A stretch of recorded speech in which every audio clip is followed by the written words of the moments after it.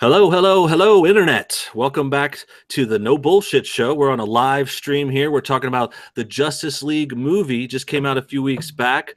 A lot of thoughts on it. Got a bunch of guests. We're going to be talking about the movie. We're going to talk about some other DC movies, Batman, Superman. There's also a Punisher TV series that's been making some waves on Netflix lately. So we're going to get into all that.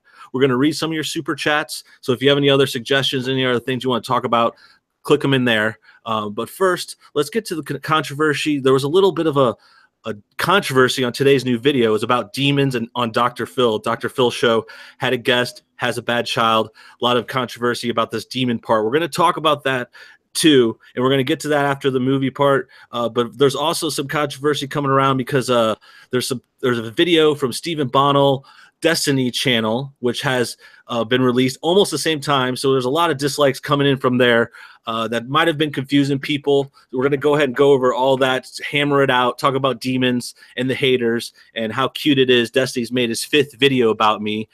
Basically, I'm the star of his channel. I mean, I'm the only videos that people are watching over there. He has to take clips from something from 2 months ago, which I think is fun. But more on that later. Let's get to today's guests. We've got a bunch of friends joining us today. Some new guests, some old guests. Let's start with a couple of my buddies. They're returning to the show. We've got Irate Bear and Actual Justice Warrior. How you guys doing? Oh, not bad, mate. How are you? I'm awesome. Awesome. Sean, how you doing over there? I'm doing good. How about All you? right. Good. Glad to see you guys back on the show. It's been about I think a month since our last live stream, kind of pacing them out there once a month or so. We've got a couple of new guests, namely Proto Mario from YouTube. Mario, Mr. Proto, how are you today? I'm all right. Awesome, man. Awesome. Thanks for coming on the show. Good to finally meet you. We had a few talks on Twitter. We've been talking about doing a show together, so I'm glad we finally got it lined up. Sure. Yeah, I'm here. Yeah. Awesome. And then guests from Patreon. First, we've got David joining us. How are you, man? Hello there. I'm doing great. Awesome. And then Scott is in there. I'm not sure if he's back on his microphone yet, but he'll probably be talking soon. Enough with the introductions, enough with the pleasantries. Let's get into Justice League, the movie. Last one was Batman v Superman. This year, we've got Batman joining the whole crew together in a Justice League movie. It's been very exciting. It's been very mixed. A lot of mixed kind of reaction to this movie. Just to quickly jump in there for your no bullshit $1 donation from Quite Brock. Oh, okay, Quite Brock. Awesome. I do have my super chat up on the other screen here. Yeah, Quite Brock for $1. Appreciate that. Pop TV says, "Oh, dope live show. Hey, Sean." I think that's your buddy Pop. I've seen him on Twitter too. Thanks for chatting it up over there, Sean. How's your boy? You guys did a video doing good. Together. I didn't tell him I was coming on, I guess. So what's up, dude? Sweet. Thanks for those guys. We will be reading all the super chats. I got them up on this window over there. And if you guys have any topic suggestions, questions, whatever it may be, just throw those over that way. But back to Justice League, the movie. Let's get everyone's initial thoughts. Like I said, it was very mixed. It was very hit or miss for people. Some hated it. Some loved it. Let's go ahead and start with Irate Bear. I watched it a couple of days ago and I can barely remember what even happened in the movie, and you really need to watch it again, to be honest. Okay. But I know says something though. That says something. It's not not memorable enough for you. No, I mean, I thought the movie was okay. Thought it could have been better. You know, I did watch it on the internet. Just saying. I don't really have a solid opinion on the movie. I'd really like to watch it again, if I'm honest. Okay, yeah, I want to see it again as well. And I had to watch the Batman v Superman one again afterwards, just to kind of like get some more context and remember what was going on, because I felt similar about that movie, where it's just like so much happened I didn't really remember. But Sean, you also saw it this weekend. You saw Justice League. What were your initial thoughts? How'd you like the movie? I didn't hate it because it was like inoffensive, but it wasn't good, and I didn't like any of the heroes except for Superman. And what made Superman awesome is that he's a completely different character than he was in the previous movies. Yeah, it seemed like they really backpedaled on Superman, and it seemed like they added a lot more of him to this movie.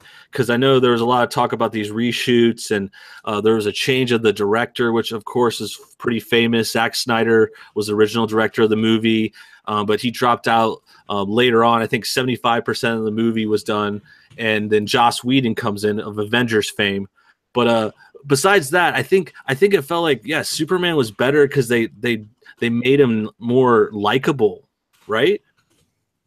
Like he was not as dark and sad and dreary as Man of Steel and Batman v Superman. Yeah, he had a serious, dark and brooding vibe going on. And if, you got Batman dark and brooding and then Superman dark and brooding, it was like, okay, we can't just have everyone be dark and brooding.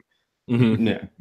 And he doesn't work when he's dark and brooding. Like he was joyful and he had like the cool moments, the fun moments, everything good about this movie was Superman, except for his creepy ass upper lip, because Henry Cavill refused to shave his mustache for the reshoots. Yeah, so he had a CGI upper lip that looked like, it I looked thought inhuman. that was a hilarious move. Like, I kept thinking about it. Like, okay, they said, I think someone said Tom Cruise told him not to shave the mustache off. He's like, don't you shave that mustache off when you go back to Justice League. Because Cavill was filming the new Mission Impossible with Tom Cruise. And I guess he said that, and then he had to keep the mustache. And all this told me was, when I heard this coming up for the movie, I'm like, man, they really don't have a lot of faith in Justice League. Like he's like hedging his bets so hard. He doesn't even want to risk taking off the mustache. He's like, no, I can't risk another movie for Justice League, which could be going down the drain. I don't know if it really did. I don't know. Time will tell a little bit. But I feel like it's going to be a similar reaction and long-standing opinions, kind of like Batman v Superman, just very mixed. Let's go to Proto Mario. I don't think you saw the movie yet, but what were your thoughts about Justice League coming out? Like so you didn't see it? Were you not interested at all, or? No, a lot of these later superhero movies, they're bad, and they're bad for obvious reasons. They're trying to pander to casuals. And you can see it, man. Like Suicide Squad, there's tons of people who love it, and they're casuals. And then there's a lot of real critics and real fans who delve into the lore, and they can't stand it. And Sure. and you can see the clash, man. If you have a series, and you stay true to hardcore fans and what made your series popular in the first place, the casuals will come. They will. Mm-hmm. But I think a lot of places, a lot of movie producers, industries, things like that, they want every single person they can possibly get. So, stretch it as wide, man. Make it appeal to every single person. You know what? Let's make it PG too. Why not? Get the kiddos involved too. That they'll do, and maybe not particularly in this instance. Maybe it's rated R, maybe it's rated PG-13. That doesn't matter. My point is that they really, really try to stretch it. And Sure. They get away from the core ideals of the series, I think, at least. Yeah, I know what you mean. I think it's a lot of watering down things, and definitely to do with the PG rating. Like I noticed that in a lot of other movies too, comic book included. I mean, if you go back to some of the original comic books like Blade or old X-Men movies, they were like, I think Blade's rated R. PG-13 was maybe for X-Men when they're still like edgier in the beginning, but then it feels like the new stuff is really trying to play to that wide audience, like you were saying. Yeah, man, I'm telling you right now, you go back and watch the original X-Men movie. It's hard to say it because there's so many different variations of X-Men movies. I'm not talking about Wolverine. I'm not talking about like the reboot of Wolverine. I'm talking about like the first X-Men. And you watch it, like Wolverine slashes through stuff. He kills a sumo. He kills in the movie. So it's very real. And then they start to get, we got to back off here, man. Oh, we don't want no actual killing. Okay. Oh, he disintegrated, but he didn't die. You know what I mean? He really didn't die, guys. Okay. That's no crying. Yeah, that's the one I was thinking of too. Like the X-Men, I think it was 2000, and it was like it was before they were. It was early on. They could still get away with like 90s style violence, which I think was what Blade had a lot of. Blade was before that in the 90s, and then it kind of like went back and forth. It's hard to say with Wolverine. And we'll get back to Justice League in a second. But Wolverine is a good example because he went through all those levels. Like he started off 90s style almost, and then he got cookie cutter, and then they brought him back to like rated R with the new Logan movie. And I think even his other Wolverine movies, I think Wolverine, the Wolverine from a few years ago was kind of R rated too. So he kind of went on the sidelines, and Fox has done good with trying to make him better. Kind of the opposite of the cookie cutter stuff you were saying, because Deadpool is similar, where Deadpool has that rated R, and they went right after the character. They nailed Deadpool instead of trying to play it to a wide audience, but it actually did play to a wide audience because it was well done. And the casuals, like you were saying, come in when it's a good movie. And I think Justice League, back to that one, I think it's trying to get there. I think they definitely tried to backpedal away from Batman v Superman problems, where a lot of people didn't like it because it was just so dark and edgy and just kind of like no life and no happiness to it, and a lot of people think of that when they want some Superman. Batman, on the other hand, he can have his darker stories and it can work. But who was that? What were you gonna say? I was gonna say, well, like the thing that we're forgetting about Batman v Superman, it's not like just the darkness put people off, is that it was incredibly boring, and the character, like the plot was like idiotic. Like Lex Luthor's plan made no sense. But for the Justice League, like this movie, like they brought in things that fans like. They were trying to beg people to like this movie. They had the score from the '89 Batman. They had the score from the original Superman movie, like interwoven into certain scenes. But it was just, there was certain, like the plot was like the most basic cookie cutter plot you could have. Yeah. And like Cyborg's human half of his face looked plastic for some ridiculous reason. Like, so there's look issues in the movie that made no sense. And Steppenwolf is like a PlayStation 1 reject villain. Like he was the worst villain, and he looked horrific. I will say that about the villain. Garbage. Just boring. Yeah, it was just like CGI mess, kind of classic. Just the worst depth to his character. Just completely uninteresting. Yeah, and we'll get back to the plot. I have another super chat. VG Spook said, "Do you still have that awkward Freedom outro song?" No, I think I changed that. That was only a few videos, but I could sing it for you now if you guys. I know you guys like my singing. I was actually warming up before you guys got in here. I was like trying to sing some Christmas songs, warm up my microphone. Maybe I'll do one later if you guys are lucky, if you guys request it.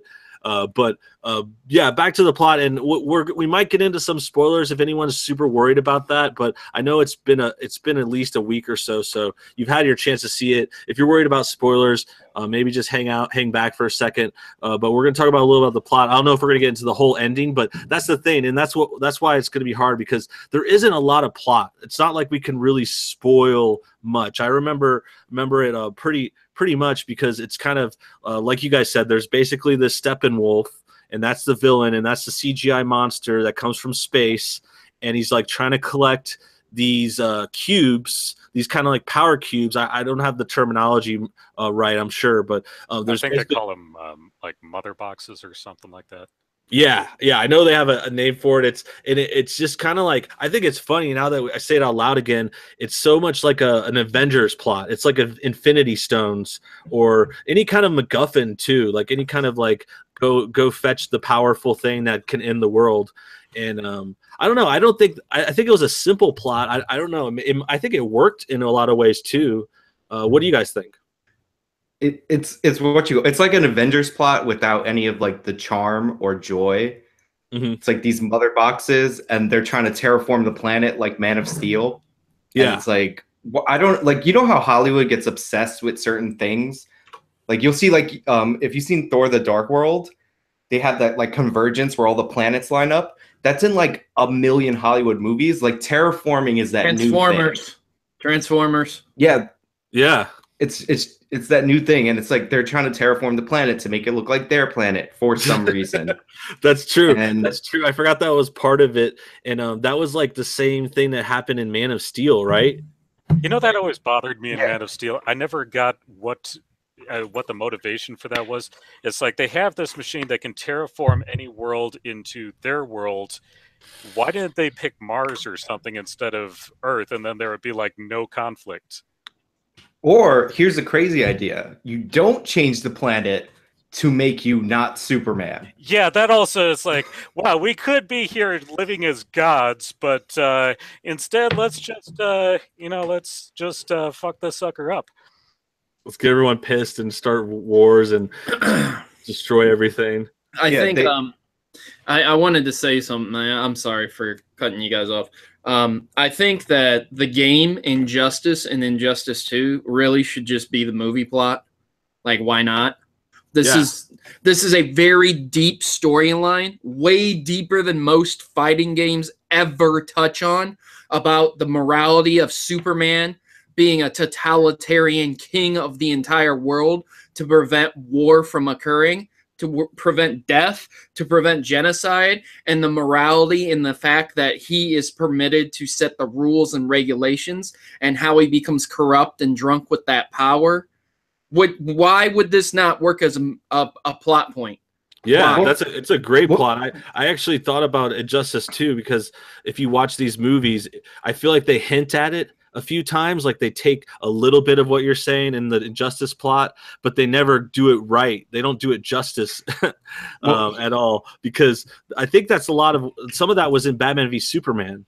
Mhm. But Well, I think a But- big problem that a lot of these are facing is that they're trying to rush. They're trying to rush to catch up with Marvel Studios, with the Avengers and all that. But if they keep rushing like this, you lose all the charm. Mhm. It's like for the Avengers, all of these characters had their own movies before we ever saw them all come together. With Batman v Superman, they wanted to rush right into the Frank Miller storyline with Batman fighting Superman, but it doesn't hold nearly the same weight to it when there isn't any history between these characters. Yeah. And you have Justice League, and okay, a lot of these characters are being introduced for the first time, so you're going to spend time developing that instead of already being familiar with all these characters.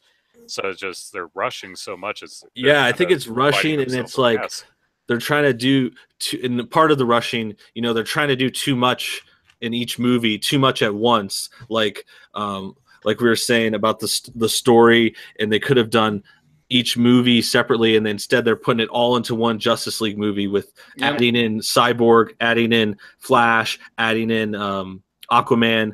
And they teased them before, but besides that, I mean, I think it was fine kind of skipping over the Batman stuff and getting him in there, because he'd had a lot of movies and he'd had a lot of explanation. So seeing him as an older Batman, that was a good choice, but maybe they should have done more, done a pre-Flash movie or a pre-Cyborg. I do think they did. Go ahead. I was going to say the problem with doing like an Injustice movie, like the Injustice video game movie, is that you have to have Superman set up as the Superman that we saw in this Justice League movie, the good Superman that churns evil. Yeah. What they should have done is just adapt. If you go on Netflix, watch Justice League, the animated series, just adapt the origin of that. The first 3 episodes, Secret Origins, where like they pull together the whole team in under an hour and it works. Mhm. Like they could just adapt that. Like the thing is, DC is great in animated form and in comic book form. They have all the things that they need. They just need to steal from themselves. But now what they're doing is they're like, oh, well, people didn't like Superman so violent, so we're going to change him. People didn't like, people really like Wonder Woman, so we're going to awkwardly force her to the leadership role of the Justice League, even though it doesn't make a lot of sense for her to be the leader. They're like Suicide Squad. They're like, it's too dark. Let's make it more like Guardians of the Galaxy.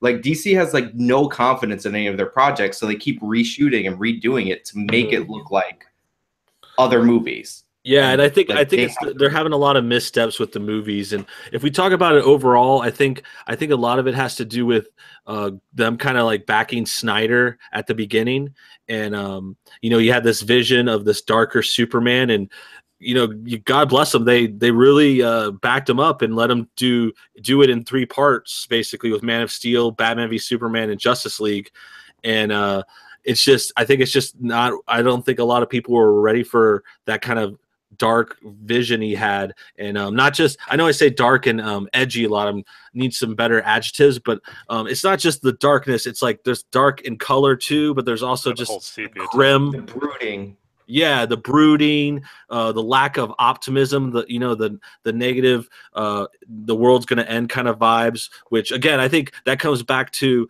a lot of Batman v Superman, because if you think about that plot and how the parts they do pull from Injustice, like we were saying, the video game, and the like idea that there's a world where Superman rules and all that stuff, it's like it's just like popped in there, and they get in all these sad parts, but they didn't properly set up the happy Superman, like Sean was saying, where they kind of got there in Justice League, but they kind of needed to do that first, I think. Yeah. And Man of Steel, it wasn't like Zack Snyder had a vision. It was the same thing. They were like, oh, the Dark Knight trilogy is popular. Let's do that with Superman. And it doesn't work. Like, all of their missteps are trying to make their properties like another movie. Mm-hmm. And it's like, you're fucking DC. Like, do your characters these are the most beloved characters in comics. Do them the way that they normally are. Like, I'm telling you, it's all about casual, man. I'm telling you, it's just they try so hard to get every single person to be able to watch the movie instead of, Punisher, for example. What's he do? He blows people's heads off. Okay, how are you going to make that movie PG? Well, if you try, it's going to be really bad. So the same thing applies to Batman. The same thing applies to Superman. If you're going to explore really dark elements in a movie, you can't have it PG or PG-13. You can't restrict things. You can't look at another movie and say, well, this worked for this, we'll do it here. You got like how many years of comics that you can pull from. Mm-hmm. Yeah, but I don't even know if that's true for Batman, because the best Batman movie is like The Dark Knight, and that's PG-13. And it's like the darkest and most gritty and realistic in tone. Like Man of Steel, it's not like Man of Steel lacked violence. Like fucking half of Metropolis got 9/11. Yeah. Like in that movie. Like it's really that they think that everything should be like something else. So they thought Superman should be like Batman. Then they thought Batman v Superman, I don't know what the fuck they were doing. They were like borrowing all this iconic imagery that they didn't earn. And then they thought Suicide Squad needs to be like Deadpool and and Guardians of the Galaxy. So that's why that movie's like a fucking 2-hour-long trailer. Yeah, I think they fell into those traps of like, they're trying to imitate and getting influenced by so many of these other popular things Marvel's done and other series have done, that it seems like, yeah, it's part of DC and Warner Brothers playing catch up here and kind of being behind the curve. Not an excuse, but it's just, yeah, it would be better if they did something original with it. I think in the end though, but just back to Justice League, just to kind of put a pin on that one. I think, what do you guys think? Was it the worst? Like, are we going to go forward here and get like a Justice League 2, more Ben Affleck Batman? Where do you think it goes from here? Origin stories. Yeah. I think they're going to do lots of origin stories. Batman. I think they're going to do Batman side movies. I don't know if he needs his origin again, but there was talk about Flash movie. Like, so you mentioned the animated DC and all those things are very good. I've seen a lot of those, and there's a talk about doing like a Flashpoint movie, which I think would be sweet to fix everything. Yeah, and they could like take out Ben Affleck and Dark Superman and Superman's death, and the Flashpoint is like a time travel story. So you guys can imagine there's some abilities for the writers to kind of course correct. That's kind of the theme of the DC futures. A lot of course correction, which happened in Justice League, and maybe it'll happen with some of their characters in the future. I don't know. Yeah. I think we're gonna see more DC movies. We didn't even talk about the Flash. I kind of hated the Flash in this movie, except for his scenes with Superman. Those are like the best things in the entire movie. Wait, did you hate the Flash? Did you hate the Flash, the new Flash, because he's gay or because he's Jewish? A combination of both. I'm sorry. I'm sorry. I set you up sorry. like that. No, he was just annoying, and Grant Gustin on the CW's Flash, way better than him. Yeah, he is a good Flash. I actually liked them both for different reasons. I watched more of the show, but yeah, the new Flash, he's just like different. He's like young and funny, and I mean, he's tries to be funny. Some of it could seem cringy, probably. Yeah. I think he tries a little too hard, but there are good moments in there, and he's kind of like the straight man because he's the kid in the new Justice League in this version, and he's seeing all these crazy superheroes around him, Superman and whatnot. But yeah, I don't know. What did you guys? Anyone else have any thoughts on the Flash specifically? I enjoyed his scenes with Superman as well. Yeah. Just when he sort of realized that Superman can also move very, very quickly, and his just facial expressions in those scenes, and the little sort of dynamic between them, I really enjoyed that. Yeah, that was funny. Oh, and this is one more thing. They need to think of a new fucking move for Wonder Woman because she did this stupid bracelet thing like 100 times in that movie. Like I was like, oh my god. Yeah, like, it was cool in the trailer for Batman v Superman because it's like, oh, she has indestructible bracelets and super strength. She could create like a sonic wave. She does that shit in every fucking battle. There's like a bank robbery, like normal human guy, and she's like unstoppable sonic wave. Yeah, Like, I think I saw her do it to open a beer can. She's getting lazy with that move. The only time it was cool and interesting is the scene that involved Superman that I don't want to give away, but it was awesome. Mm-hmm. Yeah, I think she did. I think you were saying too. You know, she got more presence because she did so well, or that character has done so well, and I think that's fine. I think she did have a good movie, and the Wonder Woman movie was cool. So seeing her lead up into this, and we got a new guest. You got a puppy here joining the show, Dave. Who's that guy? Who's that little guy? Is that a little neglected? Oh yeah, he's getting jealous. That's nice. First animal on the show besides Irate Bear. Okay, so I think we got a lot of Justice League out of the way. We talked about the movie. We had some kind of final thoughts on the characters. For the people that saw it, would you recommend others to see it? Yeah. Yeah? Make their own mind up about it. Yeah, it's worth a watch. I wasn't very confident. Yeah, it was like everyone's kind of waiting. It was like, just from a film fan's like point of view, you have to see a movie that's a Zack Snyder movie repurposed by Joss Whedon. Like, it's so weird. It is interesting, and you can see a lot of the differences and the parts where he added, especially if you look out for the Superman mustache CGI part, and if you kind of like watch his upper lip, you can see the parts that he had to refilm later, which is funny. But let's ask the guys who haven't seen it. David, are you interested in seeing it? Are you going to go to the movies this week or wait for DVD? Curious. I might go check it out. I don't know. It's I'm debating still if I want to wait for video or go ahead and go check it out. Okay, that's a maybe then. After this, I'm probably more likely to.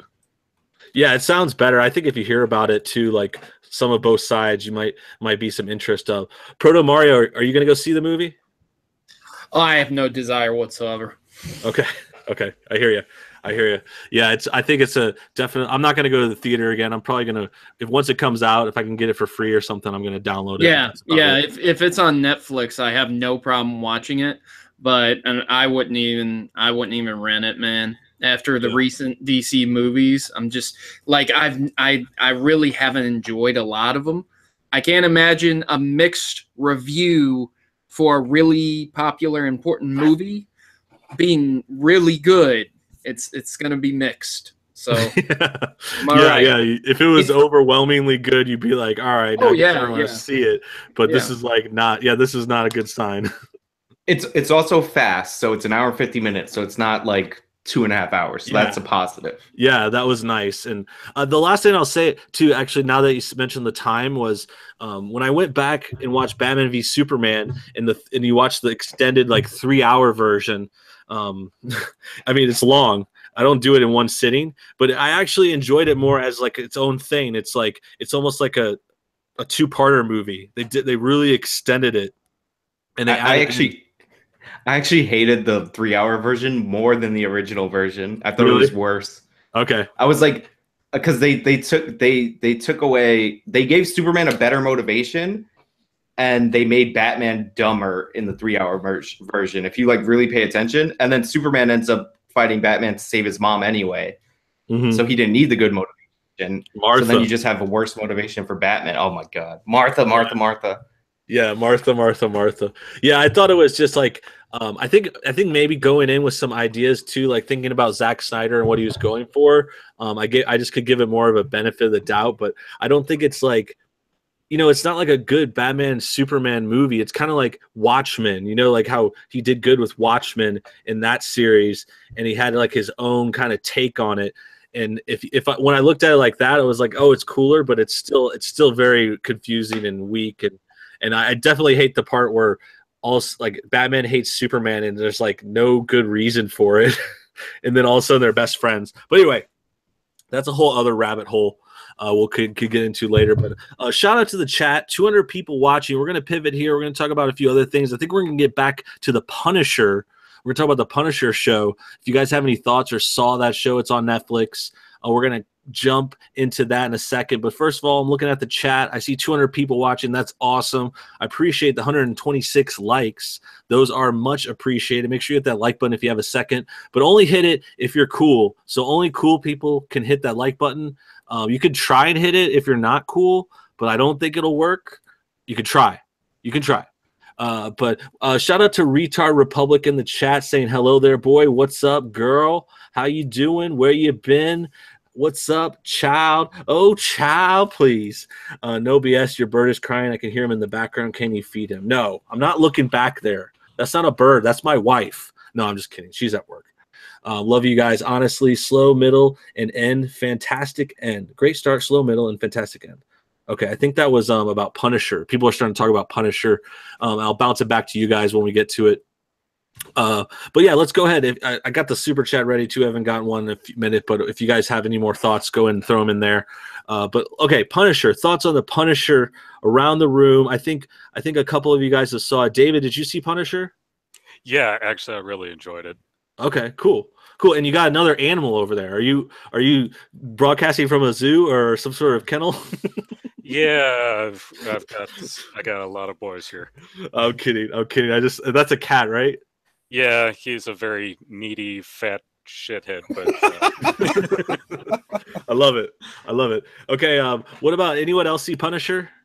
I've not seen him. Not seen it at all. Okay, but you've seen it. Sean's seen a bit of it. Okay, cool. Saw a bit. I only saw the first episode, so I can only speak on it a little bit. But let's jump in. I'll say my thoughts. I mean, I thought the episode was good. It's a good Netflix show. If you liked Daredevil, if you liked The Defenders, those are two ones that I enjoyed. I wasn't a big fan of the other ones as much, but it's pretty good. It's action. It's it's the Punisher. I have some thoughts on some critiques. Maybe I know there was a lot of talk about some social justice issues in the Punisher and some kind of like controversial things. I don't agree with them. We might get to that in a second. But let's start with, how about Sean? I think you saw the whole series, Sean. What were your thoughts about how Marvel took Netflix or made a Netflix version of it? I actually really liked it. The Punisher is this character that never works in the movies. The movies are always like hacky and terrible. But I really liked it. My favorite Netflix series is of all of them is Jessica Jones, because it has the best villain. I'm not sure where I would rank this one, but it's really good, and it's there's like a lot of post traumatic stress, because like the Marvel Netflix series tend to have like a theme behind them, like always. So like this one is like post traumatic stress and like how you come back after going to war and all that stuff. Mm-hmm. So like all that's played pretty well. There's like some hacky social justice-y, like there's like a hacky social justice plot line in the middle of it, and it's almost like it's written by a completely different showrunner. Mm-hmm. And it's weird that it's in this show, because it's like Yeah. cringy and like obvious, and they cast a guy who looks like Timothy McVeigh to be the guy, and it's like it's just not. Mhm. Yeah, it's like shoehorn. I feel like that each of these shows and some movies will try to squeeze in some kind of social justice, feminist idea or plot. It's not usually the end of the world. It's not like I'm not trying to be a super hater. I know I do a lot of anti SJW videos, but it can still work good. And I think from what I saw, it wasn't bad in the first episode of Punisher. But let's get some veteran experience. I think we got 2 veterans in the show. What were your thoughts on it, Proto? You said you watched a few episodes. I don't know. I think it's really difficult to try and gauge and talk about PTSD because I do have PTSD. I had suffered with it, and I have counseling every month that I have to attend to try and cope and get reintegrated back into life. I did a year in Afghanistan, so of course, man, this stuff happens to you whether you want to acknowledge it or not. That you have PTSD when you come out of the military and you are active military. I'm not talking about National Guard. I'm talking about active military, and this was your lifestyle for many years. Mm-hmm. It's not just, you know, oh, there was a loud noise, I'm triggered. Oh, someone's coming up on me, I'm triggered. Oh my God, it's an enemy. It's how you perceive the world around you, and the way they handle the show. Like I really hate to tell you, but it's not the guy who wears a trench coat that goes on the school shootings. Okay, it's not the dudes who are stuck in the basement. It's not the guy in the crowd that you'll point to and pick out and be like, you know what, he probably looks like a villain who could show up in The Punisher. It's anyone. It's the father. It's the mother. It's the skinny, lanky kid. It's the tall guy who lifts a lot. It's the captain who was wonderful, inspirational. It can happen to anyone, man. Anyway, it's not who you expect necessarily. It's not the movie stereotype, Yeah, dark and brooding. It's not, man. It's not. And I really hate when there's like type roles cast like that. It's not, man. I think it would have been 10 times better to have a guy just suffering like on Facebook. Social media is the only way he can connect to the world because he just got out of the military. He's got no friends where he lives. Most of his family's gone. Mm-hmm. And he's on Facebook and he's just seeing all this crazy stuff going down. And, you know, there's people posting, oh, you know what, screw America, and you guys who fought in the war, you didn't fight for nothing, and everyone is horrible, all whites are horrible, and this, that, and the other on Facebook, and him just getting worse and worse off seeing each one of these instead of the way they decided to do it in the movie. Or not the movie, the show. Yeah. So you're saying it sounds like Punisher, this show, it simplifies it a little too much. It's a little too maybe stereotypical as far as soldier coming back and kind of having these issues. You're hoping for something a little more complex and nuanced. Yeah, and I don't think that's too hard to accomplish either, because, I mean, my God, man, every single day you see it in the news where someone goes off the deep end. Why do you think they went off the deep end? They didn't go off the deep end because nothing was going on. They were more than likely being influenced by all the crazy stuff going on in their life. Yeah. So I don't know, man. I'm sorry. I don't understand why you have to typecast so hard. Yeah. I think it could seem it sounds like it seems a little exploitive, a little taking advantage of this kind of premise and not doing it justice, and that can be insulting. And I appreciate you chiming in about that. Really appreciate your service. Sorry if I didn't mean to bring up something like this. I didn't realize how relative Punisher was to the crowd, but it's awesome to hear your thoughts on it, man. It's all good, man. Don't worry about it. I don't get bothered much by it. I would rather a lot more people acknowledge that this is an issue that they can get help for. Yeah, you know what I mean? It's good. It's good to hear anything about it, and at least we could say the Punisher show brought it up to people. It might not be showing it right, but now we're talking about it, and we can have our other thoughts on it. We do have David. Did you say you're a veteran too? Yeah, I'm not a combat veteran, but I have a lot of veteran friends that are, and Okay. that was the biggest thing that upset me with the show was that I thought that it gave a really negative portrayal of.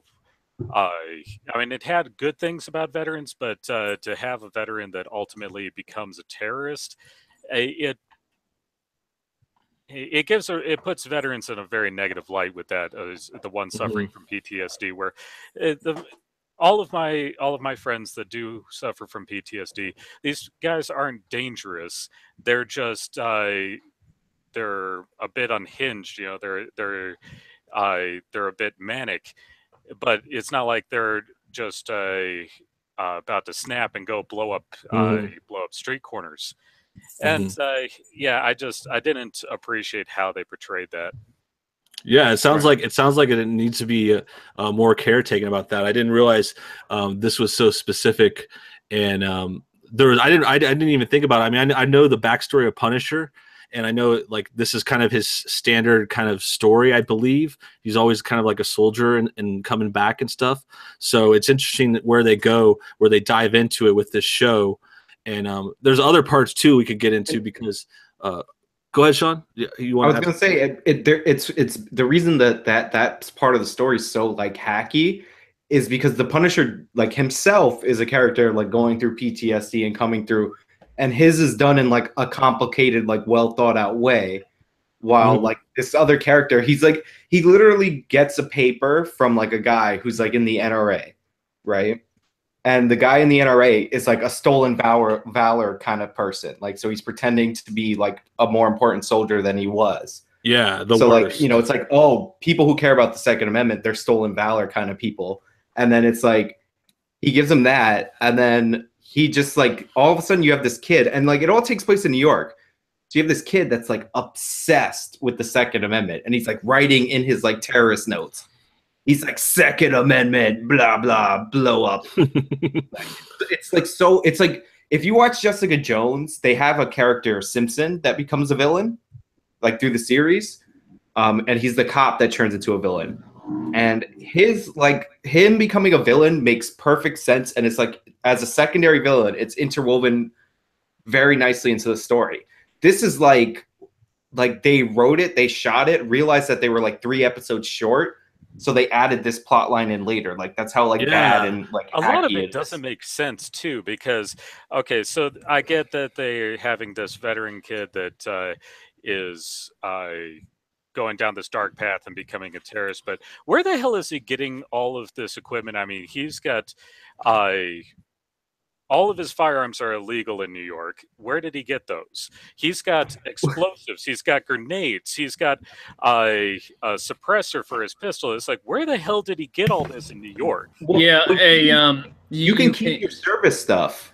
So like he's upset that they're taking away his guns when like he's a soldier, so he's allowed to keep his guns. So it makes no sense. I just want to say, you cannot get a grenade for yourself in the military. All right, this is the most unrealistic portion of this, because while there are methods of acquiring things in America, if you somehow are able to acquire a case of grenades, it will be declared on a shipping manifest, and the FBI will knock on your door. All right? It's not illegal to own this, but they will be very interested in why you have a case of grenades. So in the military, you can't be like, hey, bro, I'm going to take this case of grenades home with me. Oh, yeah, cool, man. Don't worry about it. It doesn't work that way, man.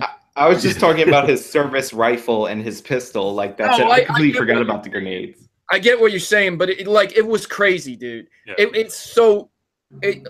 If you don't like New York taking away your guns, move to a different state. Go. Preach it. We don't have a huge Second Amendment culture. I live in New York City. We do not have a huge Second Amendment culture in New York City. I know. That's what I'm saying. Like, it would have been way better to put the Punisher in Chicago, where they do have a massive gun ban. Yeah, Mhm. but New York is better than Chicago in every way, shape, or form. Well, I'm not debating that. I was just saying, you know. Chicago has more drama, more drama. And what's funny is they undercut the message because like one of the characters that you like is like a proud gun owner, and the gun control congressman is like a piece of shit coward. So like they set up this hacky plot and then they kind of undercut it later. Yeah, it sounds like when you said the plot again, I was like thinking of like a Law and Order episode or some kind of like cheesy 1 hour long weekly, and it's like they had to come up with a villain of the week, and it's just like, oh, this guy, he really likes the Second Amendment, and then he starts going off like just totally typical episode of. They should have made him a gamer too. That would have made it more cliche. Oh my God, that Yeah. Law and Order episode. Oh my Yeah. God. That's what I'm saying. Exactly. Yeah. Gamergate episode of Law and Order. Harvey Weinstein. What Second Amendment. happened to her? What happened to her? He leveled up. Oh. Okay, so Punisher, it sounds like it's interesting show. Sounds like it's at least well done. Some of the finer points we're talking about, a little bit of a hacky plot in some parts, maybe not as broken down as much as possible. The only other thing I was thinking of discussing, and anyone in the chat, maybe if you want to throw something into about Punisher, but there was that other part that I thought was kind of shoehorned, and it was like that. We were talking about this, I think, before. Apologies for interrupting. Bullshit. You had a super chat some time ago, mate. Okay, cool. I'll check on that now then. Yeah, I saw that. Okay, I see SD. Someone wants to talk about Amos Lee. We could get to that. That could maybe be our next talk. I'm not necessarily looking forward to it, if you guys remember that guy. But okay.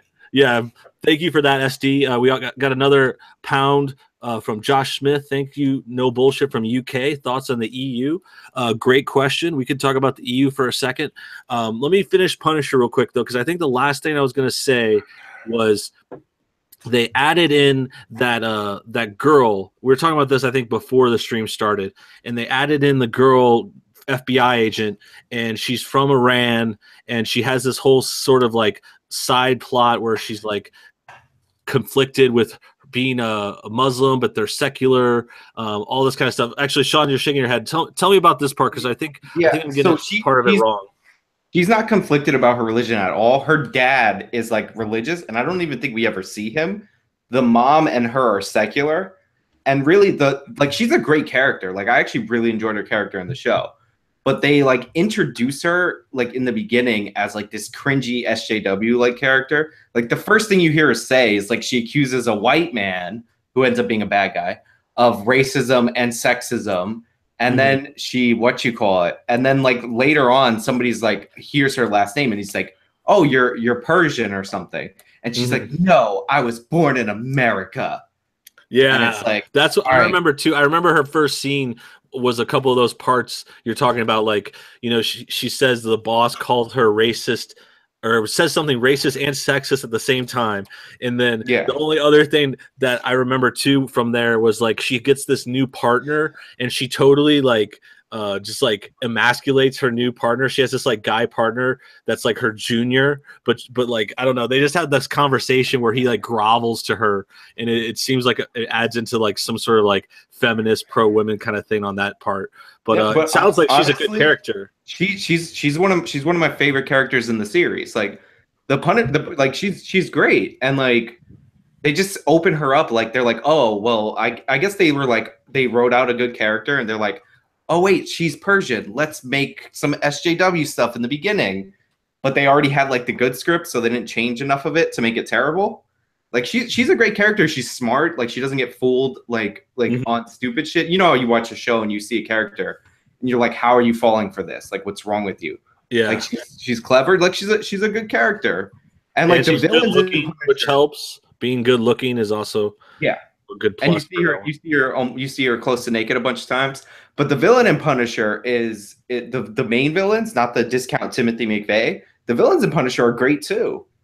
Like it's like little bits that are like kind of off. Yeah, it sounds like it's worth a watch. Sounds like it's a better version of Netflix. I would recommend checking out. I want to watch the rest of the episodes soon. I'm not dying to. What about you other guys? David, would you recommend the show? Yeah, I definitely recommend it. I think the good outweighs the bad on it. It does have some hokey stuff in it with things that just don't kind of really mesh with the rest of the story. But overall, the main plot of it, it's pretty solid. Okay, cool.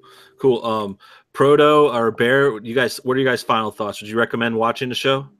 I've not seen it, mate. But I kind of want to watch it now. Sounds good, right? Yes, that does sound good. Yeah. I'd say give it a try. I mean, you'll know probably by the end of the first episode if you want to keep watching. Cool. Yeah, I'm not one to really listen to reviews. I like to make my own mind up on things, but it does sound pretty good. So I'd say get to 3 episodes because it starts slower and it finishes really strong. Okay. Yeah, it sounds like that, and that's what I do like about the Netflix series. When they're well done, the ones I've liked, they have a good season. Like it's a good arc, and it all comes together. So that's cool. That's The Punisher. We got a couple of suggestions we still need to get to. Other things we might talk about towards the end. We're getting close to an hour here. We might go a little bit over that hour long, depending on how many questions you guys have. So let's go ahead and jump right into Amos Lee. This has been a topic that's been going around a lot the last couple of weeks. Pretty weird, pretty controversial. I don't think we need much time on it, but for those who haven't heard, basically, from what I've heard, I haven't done a video, but Amos Lee, YouTuber, he popped up a couple times in the last year, did some controversial things, not really too relative now, but he came back recently, I think it's a few weeks ago, with this basically like a pedo video. I don't even want to say it. I don't even want to say it, but he's got some like pro pedophile videos out there, and they've been reviewed and torn apart as they should. Obviously, this is terrible. That's why I kind of avoid talking about it. I mean, I think it should be denounced, of course, but it's like I didn't even want to do a video because it's so weird. But I think the general question is now, and this is where we could go with it. I don't know if you guys have all heard of it before, but do you guys think this guy's for real, or do you think he's trolling? I think he is. I think he is for real. Yeah, I do too. You can troll anonymously about that stuff, but once you're well known, dude, you can't face public. You can't live anywhere anymore. People will know. It seems weird. Yeah, it seems super messed up. He did debate Count Dankula yesterday, I believe. Yeah, that's the thing, and that's the last update I've heard. Just here and there about it. He's debating a YouTuber by the name of Ranthony, who has 3,000 subs tomorrow, I believe. What's there to debate? Well, believe it or not, the thing is with these pedo lot. I mean, I was attacked by a group of fucking pedos on YouTube who tried to shut my fucking channel down for speaking out against them. Believe it or not. So the actual need to make arguments against them, actually, yeah, kind of do need to do that. Good yeah, Lord. you think it's so common and common knowledge. Yes, this is bad. Denounce and shame, but they'll pop up and they'll surprise you.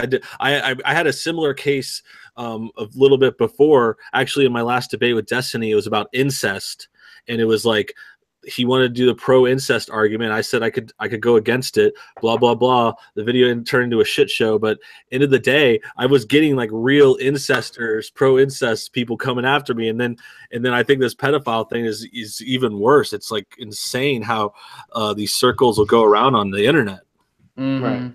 Right. It's what you go. I don't know if he's being like true about it or whatever, but like, just to clarify, like, we're not talking about somebody who's like the age of consent in Canada 16, and in some states in the United States it's 17, 18, 16. Like, it's all different, so it's like really ambiguous.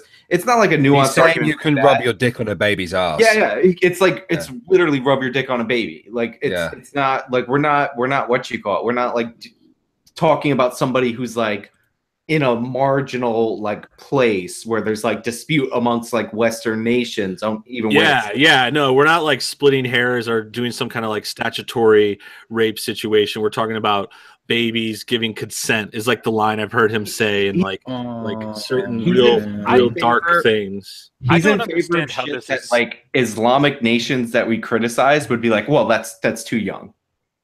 Like, that's the shit that he's in favor of. Yeah, and I think the main reason I really did think he was trolling for a while, like it just seems so. And by trolling, I mean like kind of just doing this as a joke or like as a big stunt or as some kind of like for laughs, however you want to put it. But I thought that for a while, and I guess that's possible. But it seems like he's been called out trolling, and now he's just keeps saying he's not. Like for example, you mentioned the stream he did with yesterday with Count Dankula, and I saw a video where Sargon said, "Oh, he's trolling," like, and it looked like he was trolling now, and I was like, "Yeah, he is." But then even further, he goes into the Sargon video and says, "No, I'm not trolling." He spells it out in this long text, and I mean that could be high tier, 100% level troll if you still want to go there. But it seems like he keeps denying it and keeps putting down his thoughts. It's so messed up. Yeah, but that's too much, man. That's like, come on, dude. Come on, man. I don't consider anything like that acceptable. At least the thing is like, at least when you've got Destiny, right? That's the thing with Destiny, is he will take on any side of an argument to prove that he can argue from that perspective, so that he can understand it and therefore defeat, well, allegedly fucking defeat his opponent. With Amos Lee, whatever the fuck the guy's name is, I don't know. I know he's like an ultra libertarian and stuff, and I don't think he's trolling. I think I'm very much pro freedom, okay, but I am also for law and order too, and I think there are very specific laws that need to be upheld and to be put into place. And I think it's pretty ridiculous when there are a group of people who try and fight against the most obvious of laws and hide behind the shield of freedom and pro this and pro that. And it's like, come on, man. Come on. You know this is good for the country. Why are you fighting against it? What do you get out of this? He's putting himself in danger as well. I have a general rule, and basically, if you're not going to give them life in prison for committing a crime because they're too young, you don't get to fuck them. So like if nobody would say that you can put if like an 8-year-old killed somebody, that 8-year-old should be life in prison without parole. So you can't fuck an 8-year-old. Like we need some consistency in our criminal justice system that like that's a child. Sense. Like that's just generally like a vague like a. If the law doesn't treat you like a child, then so should these sorts of sex laws and consent. Like you wouldn't punish a baby as an adult, so you can't fuck a baby. Like it's not hard. It's not hard at all. Pop TV threw another comment in. Thanks for the $5. He says he has people arguing that pedos are the same as gay people in the comments of his video about Amos. Oh my god! So, see, here we go again. It's like that weird slippery slope argument. Well, there's a clear difference here that if a gay person is with another gay person, they can both give consent. A child cannot give consent. This is an easy thing to understand. I mean, right. And he has like an argument that like some people grow up and they don't think that they were abused. Therefore, all cases are okay. I'm like, that's like I know what you call it. I like I have my degree in criminal justice. I freaking know lawyers and all this stuff. And they'll tell you that sometimes, and I don't even feel comfortable talking about this shit, but they'll tell you when sometimes a young child gets abused, like they really enjoy the experience as like an 8-year-old, like in the moment, but they don't know what it is. You know what I mean? And like you're like we what you call it? There are physical things that you can do to a human that will cause them pain or pleasure, but that doesn't change the psychological impact of it. You know what I mean? It's like torture. It's like hard. You could. It's a position where you can't even. I mean, it's hard to say you can trust that person's perception of it. But it's like torture. Like like just because somebody stopped torturing you and you stop feeling the physical pain, doesn't mean your head is not fucked up from that experience. And it's the same thing with this. Like so like these marginal like cases of people saying, "Oh, I was okay with it" or whatever. Right, like when and like like if it's like a 14-year-old and he's fucking his like 20-year-old teacher or whatever, and he's like totally cool with it when he's an adult. All right, like whatever. That's one case. You know what I mean? Like that's my point. We need a legal standard that works. I Yeah, mean, I think one of the biggest things, a child's mind is still developing. So any type of, when you're introducing to them to these things and their mind is still developing, that can have long-term consequences. Can't possibly be viewed in any sort of positive way. Yeah, I'm dead. I'm dead on, man. I'm taking psychology. I've already taken several psychological courses. I'm studying to become a minister. All right, and I'm telling you, that's 100% true. You can't do these things to children because their minds are developing. It doesn't matter if it's molestation. It doesn't matter if it's consensual sex. It doesn't matter if it's gambling, drinking, smoking. There are peer-reviewed articles, studies. Scientists have done a lot of work to find the age restriction. This isn't just pulling out of a hat by a politician. These things were created over many years to say, hey, children are right here. Here's the cutoff for gambling, because anyone lower than this are extremely susceptible to addiction. Molestation, yeah, probably 18 years old. That's a good general feeling for children, man. So it's really crazy, man, to see people saying stuff like that. Yeah. It's super strange, and I guess it's part of the internet and everyone being connected now too. It's you get the crazies, you get the good people, the bad, Right. and this is just kind of the bottom of the barrel, I guess. Is just something you wouldn't expect. You would never run into this in sort of conversations at work or school or job or something like that. But there is a good pivot to this, or another interesting related topic, because something else that's been going on YouTube lately. You guys probably heard there's been like these kind of these children's YouTube channels, and these God, yeah, I saw that. Advertisers and these kind of like these channels that are getting ads, and there's been this recent search on YouTube. It's like, how, if you type in how to have it, the first thing that pops up, or one of the first, is like how to have sex with your kid. That has been fixed now. Well, at least for me anyway, it's been fixed. Yeah, a lot of people were reporting today on my video that it hadn't for them. Perhaps it's regional. I don't know. Mm-hmm. Yeah, so it's and that's just a one thing. I think that's part of this problem on YouTube that's been going on for a while, but it kind of came to light in the last week. I think it was something to do with advertisers being alerted about these weird. I think it's called Elsa Gate, is what they call the controversy. Yeah, that's what Phil DeFranco called it. Yeah, and that's because Elsa is a Frozen character, and a lot of these videos are different, are children, and they're dressing up as different characters. Sometimes it's Elsa, a lot of times it's Spider-Man. For whatever reason, they end up having these characters like have sex, have a fight, do some sort of like simulated abortion, like getting rid of a pregnancy. Yeah, dude. Really my son watches a great deal of YouTube Kids, and he loves like Ryan toy reviews, which is actually okay. But sometimes YouTube recommendations that leads down the fucking rabbit hole, and you end up with some fucking nuts shit where you've got a fully grown man dressed as Spider-Man who is armed with an M16. You've got two chicks dressed up as Elsa and Anna, and some cunt dressed up as the fucking Joker, and they're like pretending to piss on each other and stuff, and I'm like, what the fuck?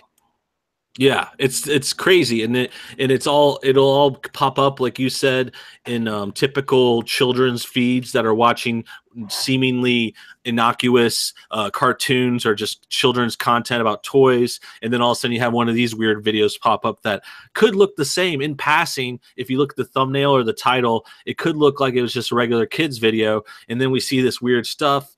And you hear these like creepy songs they sing and all that stuff. It's real messed up, and YouTube's under fire about it for the last week, again, because the advertisers are alerted. They were starting to pull out, and then now they're trying to like kind of backtrack and fix all this stuff.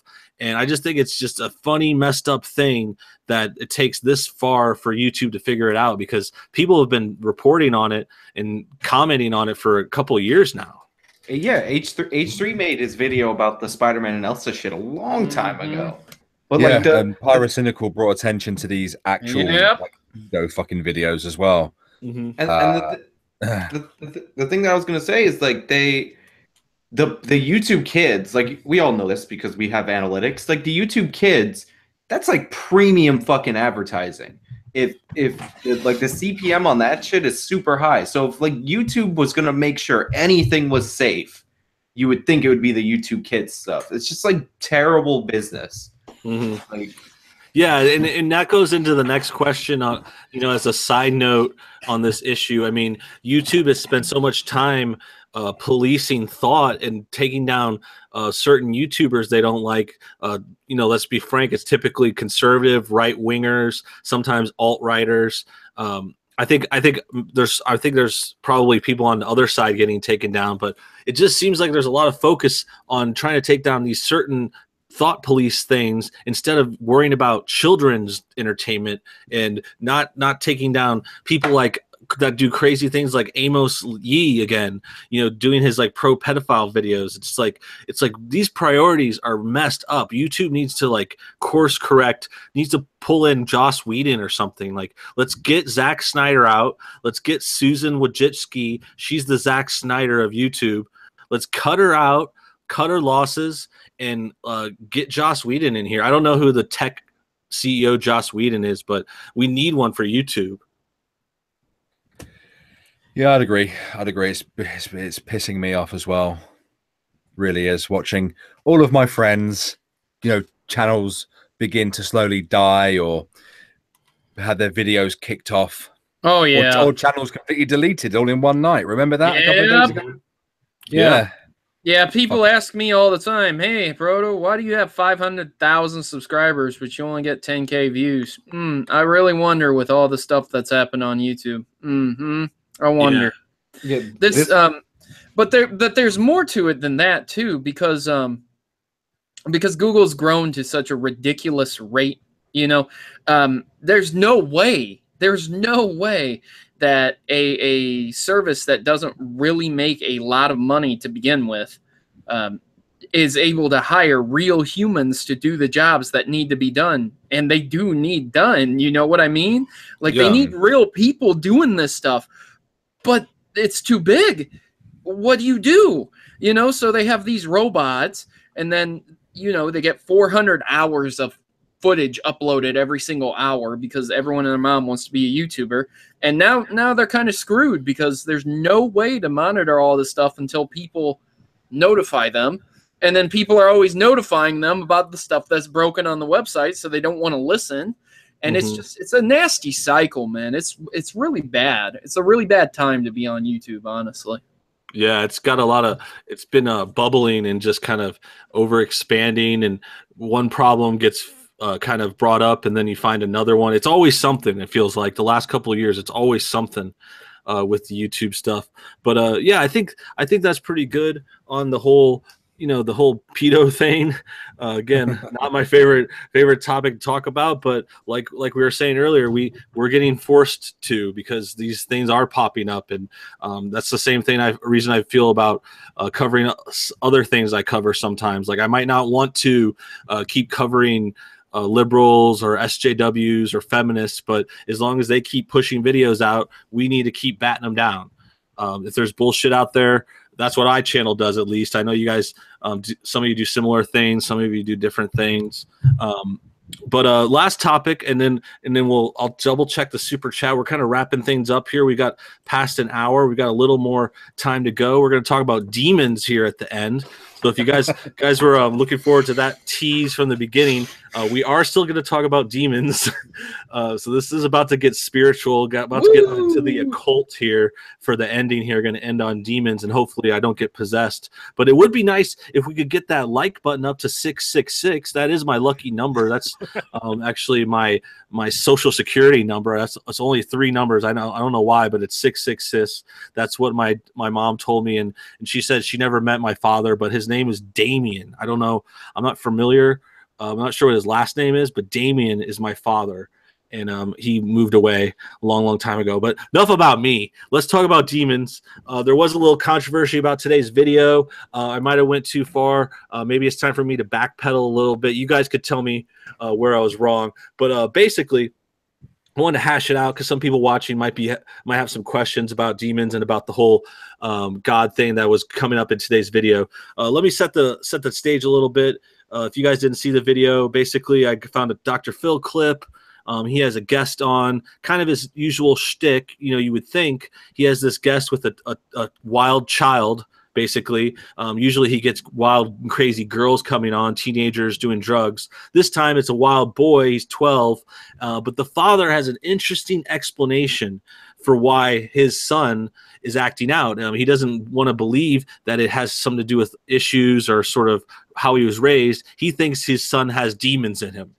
And that's where it kind of goes from there. I have my thoughts on it today, and it's pretty apparent what's going on, I think, but there was a little controversy on it. But first of all, let's just toss it back to you guys. What are your thoughts? Do you guys think, from what you've heard or what you've seen, do you think this guy's son has demons?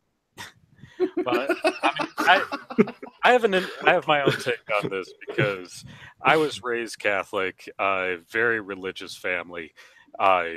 My father is a Catholic deacon. I'm actually a preacher's son. I'm atheist now, so go figure. But I remember just the overabundance of the kind of superstitious aspects of like possession, things like that. That just does not come across as healthy to me. Mm-hmm. And it almost like indulging on it, of like suggesting that his son has demons, or if his son it tells him he has demons and he's just enabling it. I don't know. I have to think there's some kind of psychological damage that can be done from that. Yeah, I think it's manipulative and it's dangerous, and especially, you know, thinking about this dad talking to his kid about it or mentioning demons and stuff. It's super funny. I obviously didn't think it was demons, but maybe I was wrong. What about one of you other guys? Sean, what are your thoughts on the demon gate?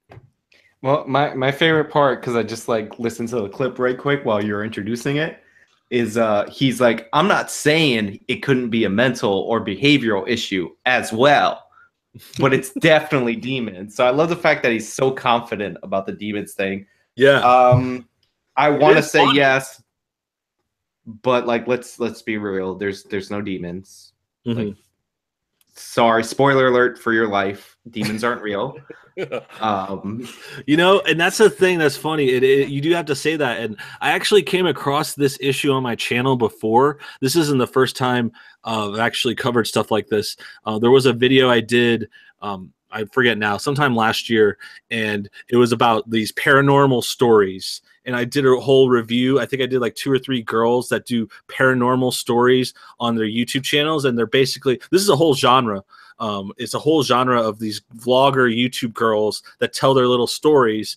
And they each have these like stories they always do. They have like a story. This is the time I got broke up with, or this is the time Tinder date gone wrong. And then they have, oh, this is the time I almost got kidnapped. That's a big one, actually. That's another big one. There's a lot of kidnap stories. But in addition, there's a lot of these ghost paranormal stories. And it's always super thin. There's no proof.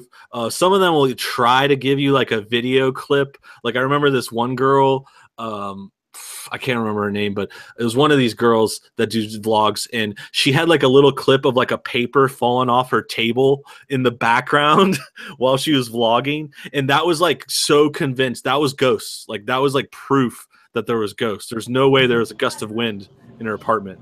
It takes so much wind to move a piece of paper. Can I weigh in on this? Please. So I think a lot of you won't agree with me, and that's okay. I'm not here to win hearts and minds. The point I want to illustrate is that I think a lot of these demonic things have been played out to a point of ridiculousness. So let me pose an interesting idea and question. Whether or not you believe holistically in God, let's just say for a moment, everyone believes in God. So now we also believe in angels, right? Hey, you got a guardian angel, right? You heard that, right?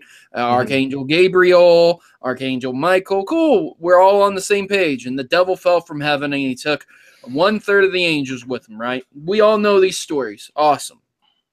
But if you believe in angels in the real world, then you should probably believe in demons too, because you can't have one without the other. But there are many points in the Bible that references very clearly how demon possession can occur why it occurs, and it's never with a child. In fact, there are many verses that say children are immune to the natural evil and corruption that has seeped into the world up to a certain age point. And like, hey, man, if you've got a crappy kid, I'm sorry about your luck. It reflects on poor parenting and free will. That child has the free will to behave, but they choose not to for a reason. You can't sit here and say, I'm pretty sure it's demons. Why? In what rituals would he be engaging in to get so close to the other side? Where would Satan come to him and say, yeah, you know what, we're going to put a demon in you? Like, where would this, why? He's 12. Yeah, I hear you. 12. I think it's just, my guess is it's like a lack of explanation. So he can't figure out why his son's acting bad. He's tried everything, and he's also in addition, you know, he's religious, and I don't think there's anything wrong with that. And I think Proto, you were saying you're religious, or you're going to be a minister. Yeah. And then Dave said he's an atheist. Like, I'm cool with both sides. I actually mentioned I was atheist in the video today. I think that might have been part of the reason some people got upset. But I think it's fine. I'm just bringing that up if we do get down the line, like, because this thing starts off with demons in this issue, in this clip show I'm talking about with Dr. Phil. But then it goes further, because the guy, he says he's like kind of like a new Christian. He's going to church for like 3 years, I think. So, oh my God. So I think a lot of it for this situation, this specific, it's like he's just new to it, and he's kind of taking it more literal than he should. And that was kind of my points when I broke it down. And then on top of that, you know, he doesn't know how to explain his son's behavior. He doesn't understand what the doctors say necessarily, because when you get further to the end of the episode, and where Dr. Phil starts to try to kind of explain it more, he shows, the kid has these other issues. He has Asperger's. He has a couple other medications that he's on. So he's not like the kid is basically, you know, sorry, God bless him. He's got issues, but it's like he's not possessed. He's not. There's no supernatural force here. It's just that's kind of the best explanation he can come up with, I guess. Oh yeah, I think I do believe that demon possession exists. I don't believe it is as liberalistic as everyone thinks. There is, if you can be a very good Christian and go to heaven, you can be a very good Satanist and go to hell. Okay. It doesn't, you cannot have one side. You cannot have a light without a dark. You cannot have a dark without a light. There is an opposite. It exists. And that's my biggest theory on a lot of religion. But I do think that you have to take into context. All right. What would Satan want with this person? Why would he choose this person? For what reason would he grant this person this immense amount of power? A 12-year-old kid and a new Christian. Really? Is that really? Yeah. Like, yeah, you think Satan could dream a little bigger than just like kind of messing with this family and giving them hard kid to raise? Maybe Satan wants to be as popular as the Catch Me Outside girl. Satan is trying to get a record contract and a YouTube channel going. Well, the thing is like, look, I've seen every season of Supernatural, so like, unless they're like, you got to throw some holy water on the kid, some salt, and like, if he starts burning, then maybe you got a demon, black eyes, potential demon possession. We all know the other than that, I'm gonna go with the what you call it, the behavioral issues that he doesn't understand. For sure. And I think that's the main contention. I actually watch Supernatural a lot too. I'm getting through the seasons myself. They're on Netflix. Great show. And that's another thing. Like, I love this kind of stuff as a theme or as a story. The stories about supernatural. I've watched a lot of horror movies, and that's what I thought a lot too with this demon episode of Dr. Phil. Like, it seemed like the guy just watched too many of these movies, because I felt like I saw all the movies he was bringing up. It seems like he probably watched Da Vinci Code a lot, and he was thinking all this like real stuff about the Bible and the conspiracy and the kind of like secret society behind that. And then there was a lot of the stuff that he was getting from the way his kid acted. It looked like he was watching The Exorcist. and he like was just kind of like describing him like an exorcist kind of possessed child character. And I think that's just the thing, is like I could just tell the difference. Like I appreciate those themes, and I will even say like I believe there's possibilities of stuff being out there. Like it's possible there's a ghost. It's possible there's, you know, angels or some kind of even aliens in the sky. Like all this stuff is possible, but I think my main point was like, okay, we don't have proof of that. We don't have proof that there's demons in this situation. That's for sure. Like as far as what we're talking about with the guy and the kid, because the dad really kind of thought he had some proof, and there was really nothing besides like some grunting and some just normal kind of, not normal, I guess it's bad kid behavior, but it wasn't like he was floating or like hanging from the ceiling, and we didn't have that evidence on video. So that's kind of where I went. Yeah, it seems like kind of a drastic jump to just go, hey, my kid is acting out and he's, you know, behavioral issues, must be demons. I mean, that seems like a pretty drastic jump there. Yeah, it is. It is. It's a big leap. I think it just shows too. I think there's another part to it, is just the kind of the people. There's some people are superstitious. It's not bad. You don't want to hold it against everyone. There's different levels of it, but like it's like you said, like certain people do jump to those what do I say? Those answers, you know, like the people that jump to that are the same people. Like I was saying, I did those ghost story videos. They'll see something happen and automatically they're like these girls, and they're like, oh my God, that was a ghost. And we're like, no, that was just a breeze from your open window that blew the paper off the table. Or I think there was another story. This girl like lost the keys to her car, and then all of a sudden her car alarm went off and the lights went on and off, or something like that happened, and she thought it was a ghost. Of course, she jumps to ghost. And I'm just like, no, I mean, maybe like there's like an error in like the car. It was like one of those new cars. She even said it was like a new car that has all the digital stuff. And I was just like, there's so many other explanations. Like these people jump to ghost too quick, or ghost or demon. Yeah, like a loud noise, somebody passing by too close. Like all these things set off a fucking car alarm. But like I feel like more cynical about this because he goes on Dr. Phil to proclaim that it's a demon. Like it's like he's looking for the attention. It reminds me of those like those paranormal videos on YouTube. Oh my God. That are like shot for shot recreations of fucking horror movies. And not even like old horror movies, new ones that everybody's seen. Like some guy shot for shot recreated the paranormal dragged off the bed thing and passed it off as real. Yeah, like that's totally. I think that's part of it. I mean, it's definitely possible. I don't know. The guy seemed like he believed it, the dad, but you know, it's possible he's like doing this for attention, or he's trying to get out there. I mean, there was another part in that clip where he mentions like he's telling a story about his son, and he says he goes to grab a camera. And he's like, I told my wife to grab the camera. And I was just like, when he said it so casual, I'm like, do you have cameras hanging around? I mean, I know people have iPhones, cameras everywhere, but it's like, it just seemed like he had filmed his son before. Like he was looking for this paranormal activity situation. Like he's like, this son is demon, I swear to God. And those kind of people are just, not the worst people in the world, but they're just like looking for it. They're looking for a demon, and they make it happen sometimes.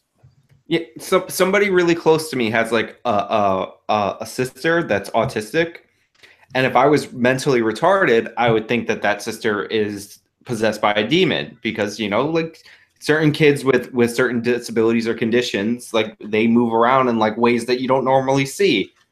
There's also but things like Tourette's that can cause weird behaviors. Yeah, and I'm not retarded, so I don't think he's possessed. And being possessed or having demons around you or being very close to Satan, it doesn't necessarily give you these, I don't know how to put it, like you don't just flop on the floor with Tourette's. You don't walk into a church and start burning, catching on fire. It's literally just a being from another world using you to further their own purposes. They can't physically grab you and make you do stuff. It doesn't it's so hard with the movies and all this superstition.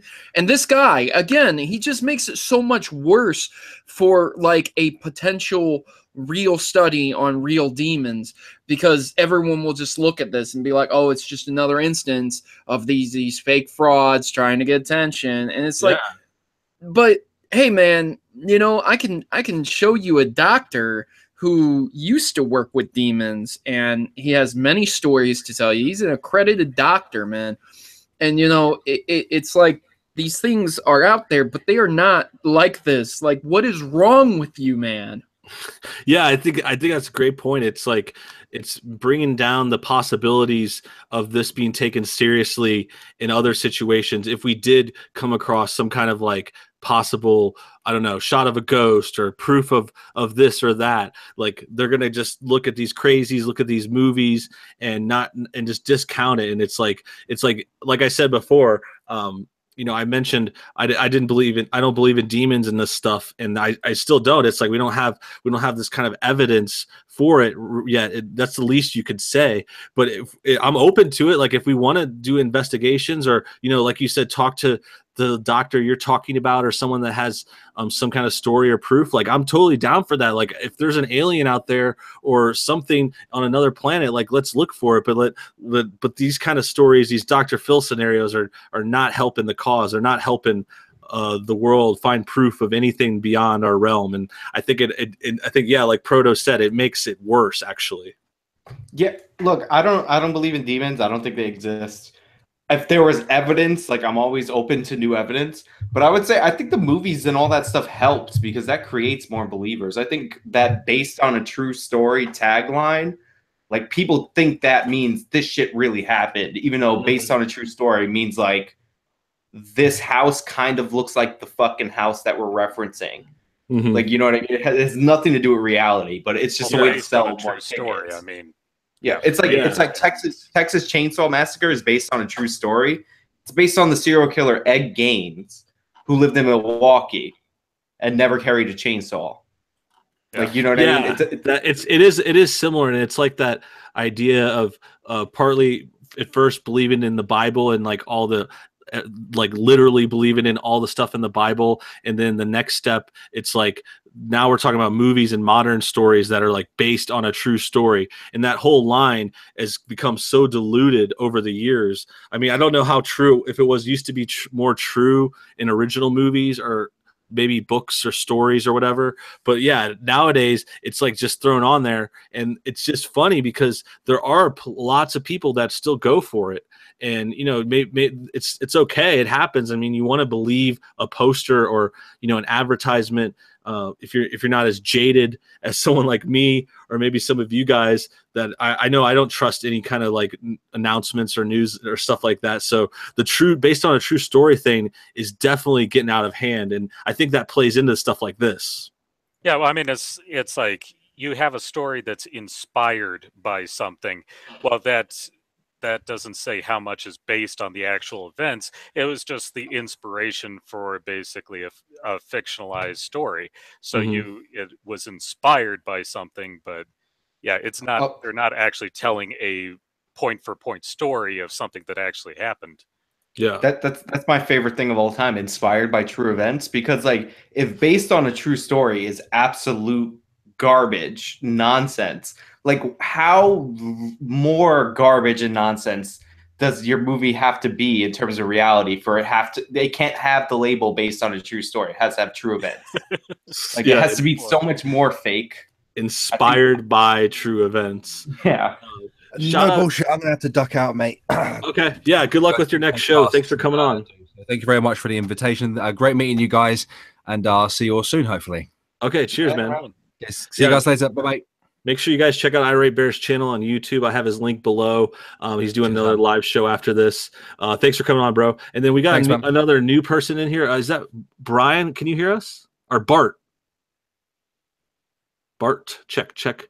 Maybe he's getting his microphone fixed, but might be a new guest. We're getting ready to wrap things up, though, so we got a few more things to talk about. I got another super chat I'm going to read. We're just kind of winding down, talking about inspired by true events, which is funny when you do say it like that, Sean. It's like it just sounds so phony coming off the true events side of it. And the other thing I want to say, I want to talk about Blair Witch Project a little bit, because that plays into a couple of these topics and themes we're talking about. So maybe we'll end there. But there is one more super chat. We got Ramit with £2 saying, "May the sun bake your blood and the wind blind your eyes." Thank you very much. I don't think that's a good thing, though. But I appreciate the super chat. I appreciate everyone's super chatting. Josh, Pop, SD, VG, a lot of cool people. That's awesome. Again, we were talking about Justice League earlier, Punisher, a couple other things I want to end on. I think it's fitting actually to end on another little movie, because Blair Witch Project kind of plays into our demon theme that we're talking about, and then this sort of new thing we're saying about based on true events. So let me explain, because when Blair Witch Project came out in 1999, I believe, and it was thought to be true. You know, it was like there was a lot of people out there that thought that really happened. And that kind of plays into this whole idea, too. We're talking about people that believe in demons. They want to believe in demons. There was like a witch demon thing in that movie. And then the fact that it was shot like documentary style, like there was like a whole hype thing about it. I think the actors even like pretended to be deceased, or like they hid from the media, at least for like a few months or so after the movie came out, because, you know, obviously things happened to them at the end. But what are your guys' thoughts on that edition? What do you think about this Blair Witch? Wasn't that like one of the first found footage movies? I think. I mean, it was like at least one of the first major ones. But yeah, it was like that. I had never experienced or seen advertising and everything that promoted a movie as being real before. So I kind of bought into it a little bit at first. It was like, oh wow, this is being advertised that this is real. But then when I actually watched it, I'm like, got real skeptical real quick of like, this does not come. I'm not feeling real here. Yeah, I mean, everyone thought it was real. I know I did. I was pretty young too at the time, but I think a lot of people in general were thinking it was real going in to see it. But Bart, are you there? Can you hear us? No, Bart. Okay. What about Proto? Did you hear about Blair Witch Project? Did you think that was real when that was coming out? I never thought it was real at all, but I do remember it coming out, and everyone and their mom was like, "Oh my God, this is real!" And I was like, "But you don't really see anything."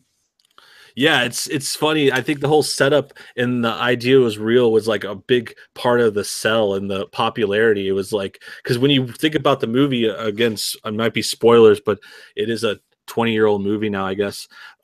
It's spoilers for a 20-year-old movie. Yeah, I know, right? And what are we even spoiling? Because let's be real, I think you mentioned it a little bit. Like, you don't see anything. It's like I remember a lot of people were mad about that too, by the way.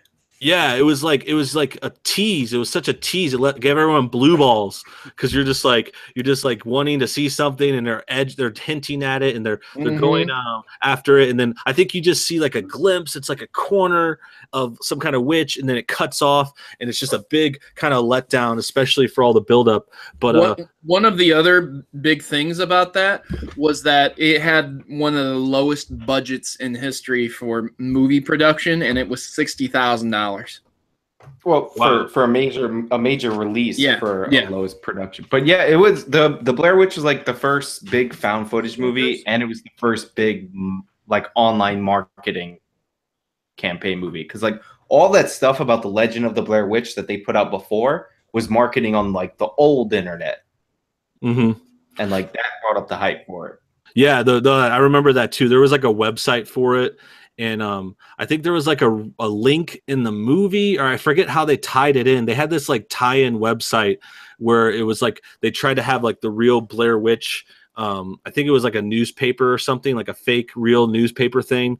So that was a big part of the marketing, and the based on true events thing kind of spiraled from there. I think that could be a place where you trace back the whole trend that we're still in now. I mean, it still comes out on a lot of horror movies. I mean, not even just horror movies, just like things like, I don't know, The Blind Side or these other dramatic movies that are based on history. But it's not just the based on history, because there's movies like Abraham Lincoln or Lincoln and these like known history, and then there's these like based on true events that turn into these crazy dramas, and it's all made up. That movie made $248.6 billion too. Jesus. Not billion, I'm sorry, million. But that's still, well, with a budget of $35,000. I mean, that's a hell of a return. Yeah, that's all profit basically.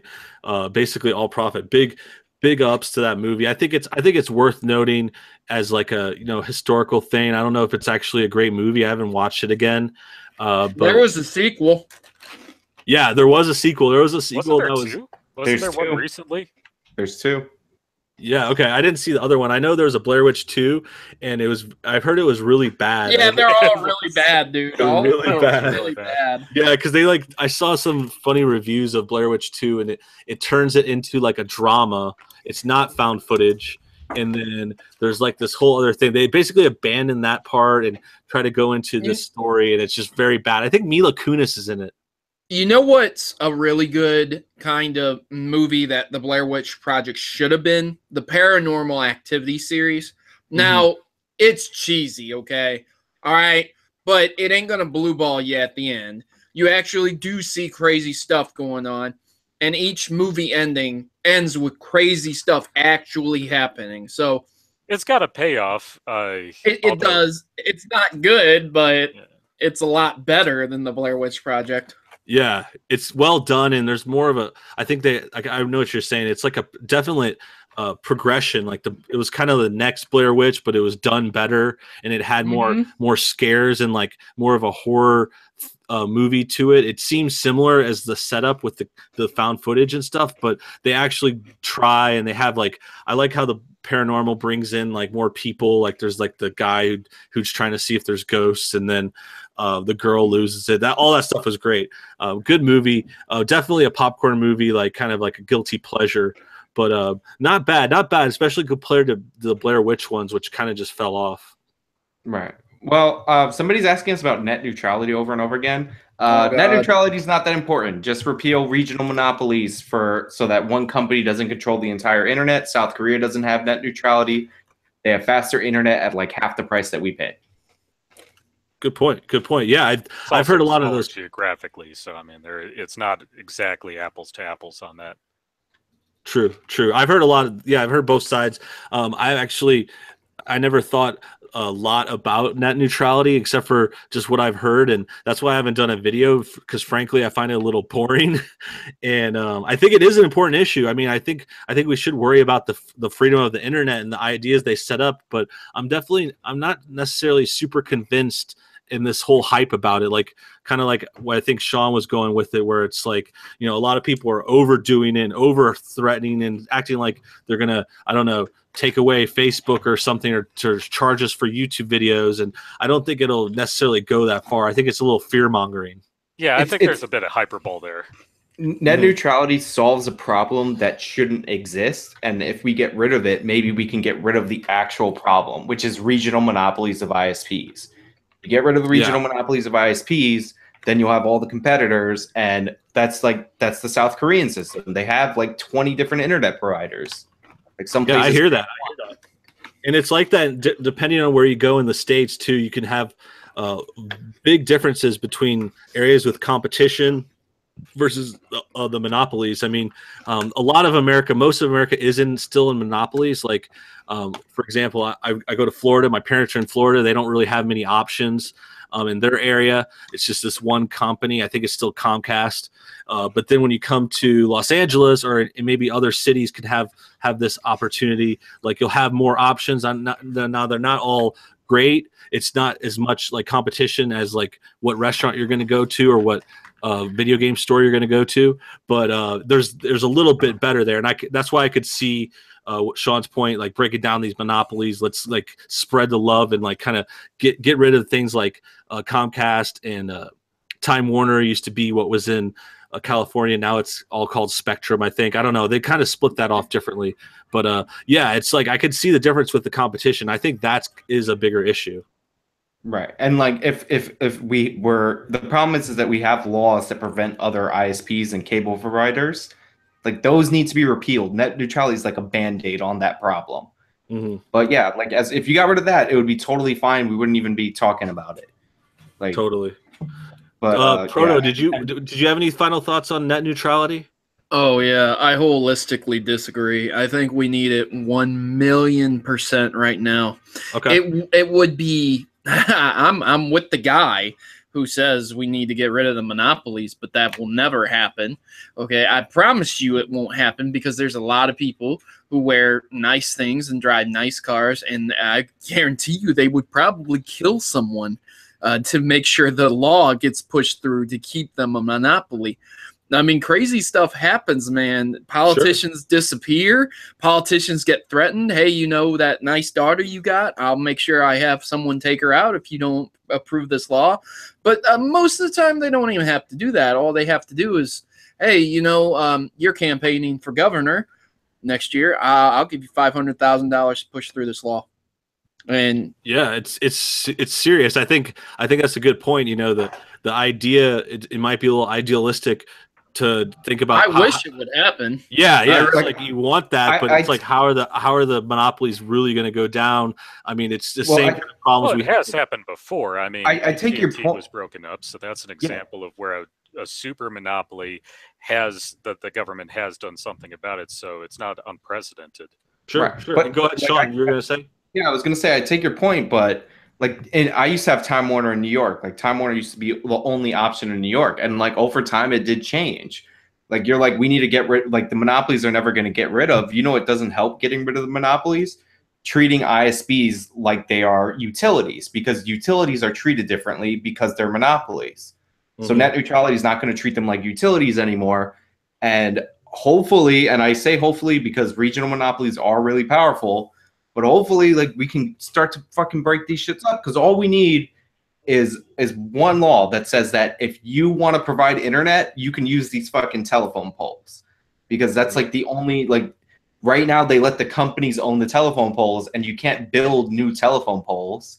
So that's why we have these regional monopolies and that's why you can't get the fucking internet the way you can. Sure. Like other products. Like your phones are much better. Like you can get a bunch of different cell phone providers. You can go Boost Mobile if you want to pay only like $50, not sponsored, like Metro PCS and all that. Like you have a bunch of different stuff in cell phones, and net neutrality doesn't affect cell phones. So like, yeah, I think that's a good example too, like of a goal. Like if we could get the ISPs more like the phones, or more like even more just like the TV and cable.